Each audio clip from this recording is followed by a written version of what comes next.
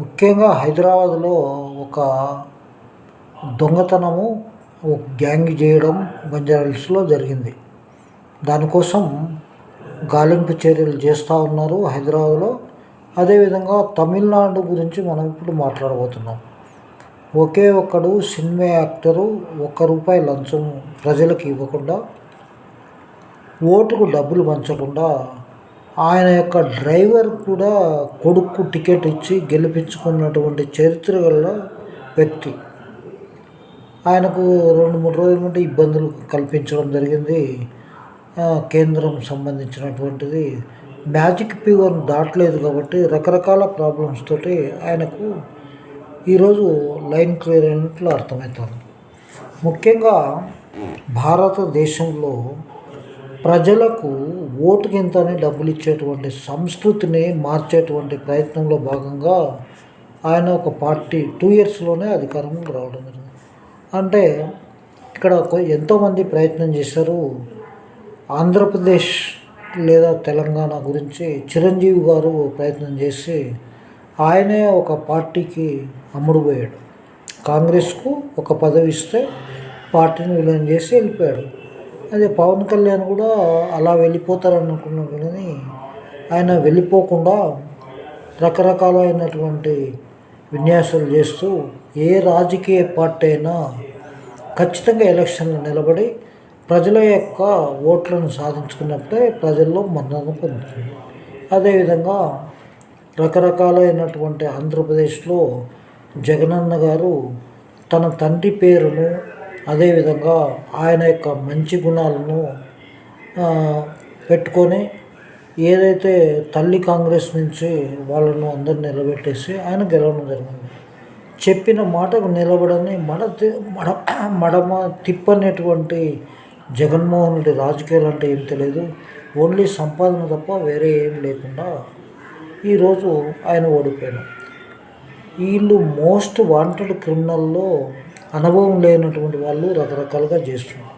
మన భారతదేశ వ్యాప్తంగా ఈ యొక్క రీజనల్ పార్టీస్ కానీ కేంద్ర రాష్ట్ర ప్రభుత్వంలో ఉన్నటువంటి ప్రభుత్వాలు కానీ ఎంతోమంది ఎమ్మెల్యేలు ఎంపీలు క్రిమినల్స్ అయినప్పటికీ వాళ్ళకే టికెట్ ఇచ్చి వాళ్ళ దగ్గర డబ్బు ఉంటుంది కాబట్టి చేస్తుంటాం.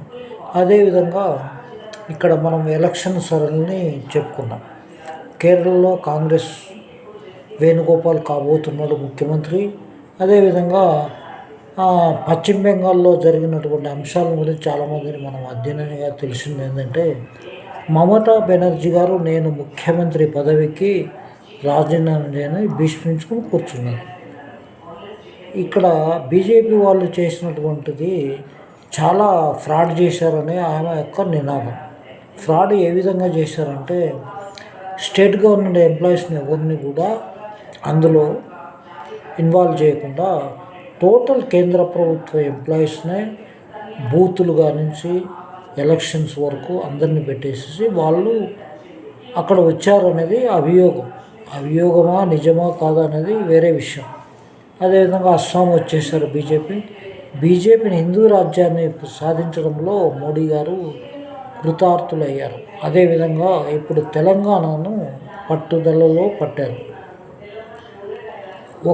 ఒక సీట్ వచ్చింది తమిళనాడులో. అయినప్పటికీ వాళ్ళు ఏదో విధంగా గవర్నర్ ద్వారా ఇబ్బందులు పెట్టాలనుకున్నప్పటికీ రాజ్యాంగము మన దేశం యొక్క రాజ్యాంగ సూచన ప్రకారం ఎవరైనా పనిచేయాలి. అది ఈ యొక్క పరిస్థితులను భారతదేశంలో అవినీతి లేని లంచగొండితనం లేనటువంటి వ్యక్తిగా ఆ టీవీకే పార్టీ అధికారంలోకి రాదు అని చెప్పి మ్యాజిక్ ఫిగర్ దగ్గరకు వచ్చేసి ఆగిపోయింది. ఒక 10-20 సీట్లు మ్యాజిక్ ఫిగర్ ఇచ్చింటే ఈ టెన్షన్ ఎవరికి ఉండేది కాదు. తమిళనాడులో చాలా చదువుకున్న వ్యక్తులు, తమిళనాడు కేరళలో అవినీతి లేని రాష్ట్రం కావాలని, అదేవిధంగా ఇదంతా కూడా భారతదేశం మార్పుకు నాంది.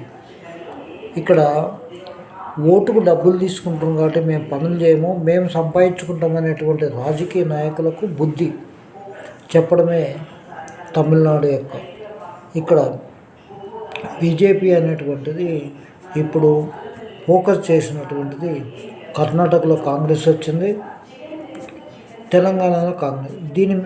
ముఖ్యంగా తెలంగాణలో దక్షిణాది రాష్ట్రాల్లో బీజేపీ అధికారం కోసం ఏదో ఒక విధంగా రావాలని రేపు మోడీ గారి సభ ఉంది.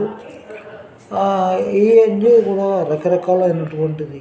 ఇక్కడ ఓటుకు డబ్బులు ఇచ్చినా ఇవ్వకపోయినా మార్పు కోరుకున్నప్పుడు కంపల్సరీ మారుకుంటాం. గత ప్రభుత్వంలో 10 సంవత్సరాలు పనిచేసినటువంటి వ్యక్తులు ఎన్ని వేల కోట్లు సంపాదించారు అనేది ఎవ్వరికి అంతు చిక్కదు. ఇది ప్రజాధనం లూటు చేసిందే కదా. తమిళనాడులో గత ప్రభుత్వాలు డిఎంకే కానీ అన్నా డిఎంకే కానీ ఇంకా అన్నీ కూడా లూటీ చేసినని చెప్పి ఆయన కామన్ మెన్గానే 2 years లోపల పార్టీని అధికారంలోకి తీసుకొచ్చాడు. మరి పరిపాలన ఏ విధంగా ఉంటుందంటే మంచి పరిపాలన అందించే ప్రయత్నం చేస్తారు. కేజ్రీవాల్ కూడా ఆ ప్రయత్నంలో భాగంగా ఆయనే అవినీతిలో కూరుకుపోయారు. ఎందుకు కూరుకుపోయారంటే అధికార కాంక్ష, అన్ని రాష్ట్రాల్లో గెలవాలన్నప్పుడు డబ్బులు అవసరం కాబట్టి ఆ విధంగా చేశారు. ఆయన జైలు కూడా పోయాడు. కేజ్రీవాల్ ఒక ముఖ్యమంత్రిగా ఉంటూ అవినీతి అక్రమాలు చేయడం అనేది కరెక్ట్ కాదు. తమిళనాడులో చాలా మేధావులు, కేరళలో అదేవిధంగా ఆంధ్రప్రదేశ్ అండ్ తెలంగాణలో కూడా ప్రజలు మార్పు కోరుకొని వచ్చారు. ఇక్కడ బుడ్డమిరపకాయలు పనికిరాని వాళ్ళు ఒక రీజనల్ పార్టీని స్థాపించి అధికారం రావడం జరిగింది. క్రిమినల్ మెంటాలిటీ కలిగిన వాళ్ళకు స్థానం లేదు. ఒక పోలీస్ స్టేషన్లోనే జరుగుతుంది. కానీ ఇక్కడ తెలంగాణలో 10 సంవత్సరాలు విధ్వంసకరమైన పరిస్థితి కాంగ్రెస్ వాళ్ళు చెప్పడం కాదు, కానీ వాళ్ళందరూ కూడా చేయడం జరిగింది. ఇప్పుడుండే ప్రభుత్వం చేయడం లేదంటే వీళ్ళు కూడా ఏదో ఒక విధంగా ప్రభుత్వంలో మాట్లాడే హక్కు, ప్రజాస్వామ్యంలో ఎవ్వరు తప్పు చేసినా అడిగేటువంటి హక్కు సిటిజన్ ఆఫ్ ఇండియాగా ప్రతి ఒక్కరికి ఉంటుంది. కానీ అడిగితే జైల్లో పెట్టినటువంటి చరిత్ర మనకుంది. బీజేపీ చేయడం లేదు అంటే బీజేపీ కూడా అదే పని చేస్తున్నప్పటికీ ఇక్కడ కాశీ నుంచి కన్యాకుమారిగా చేసి ప్రధానమంత్రి కావాలనుకుంటున్న రాజీవ్ గాంధీ అక్కడ లోక్సభలో ఏ విధంగా పర్ఫార్మెన్స్ చూపిస్తున్నారంటే కొంత డేర్ అండ్ డాష్. ఒక రోడ్డు మీద నడవడం అంటే చాలా కష్టమైన విషయం. గతంలో ప్రధానమంత్రిగా ఛాన్స్ వచ్చినటువంటి వాళ్ళు నాకు అంత నాలెడ్జ్ లేదు, నేను ఉన్నానని చెప్పి నాలెడ్జ్ ఉన్న వాళ్ళకి చెప్పారు. ఇప్పుడు ఉన్నటువంటి వాళ్ళు అధికారం వస్తే చాలు, నేను ఏదైతే ఉంది పిఎన్ పెట్టుకుంటా చేస్తాను. కానీ ఇది కరెక్ట్ కాదేమో అనిపిస్తుంది.